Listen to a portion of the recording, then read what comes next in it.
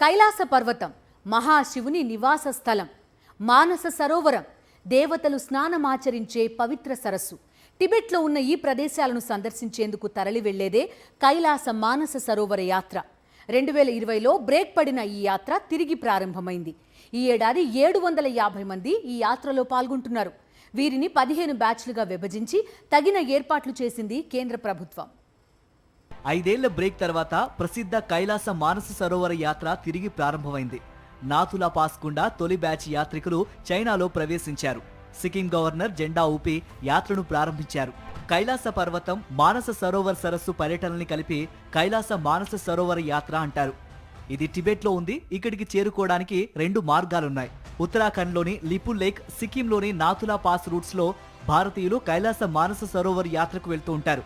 ఈసారి 720 మంది యాత్రికులతో పాటు 30 మంది లైజన్ ఆఫీసర్లు యాత్రలో ఉంటారని విదేశాంగ శాఖ వెల్లడించింది.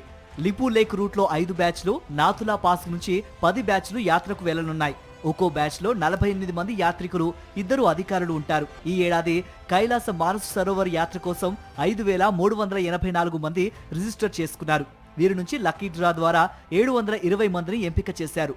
కంప్యూటర్ జనరేటెడ్ పద్ధతిలో ర్యాండమ్ గా వ్యక్తుల ఎంపిక జరుగుతుంది. హిందువులతో పాటు బౌద్ధులు, జైనులు కైలాస మానస సరోవర్ యాత్ర అత్యంత పవిత్రంగా భావిస్తారు. మానస సరోవరంలోని నీటిలో పుణ్యస్నానం ఆచరిస్తే 100 జన్మల పాపాలు హరిస్తాయని నమ్ముతారు.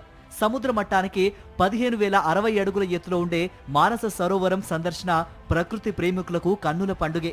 కోవిడ్ నేపథ్యంలో 2020లో కైలాస మానస సరోవర యాత్రను నిలిపివేశారు. ఆ తర్వాత గల్వాన్ ఘర్షణతో భారత్ చైనా మధ్య సంబంధాలు దెబ్బతిని యాత్ర పునరుద్ధరణ చర్యలు ముందుకు సాగలేదు.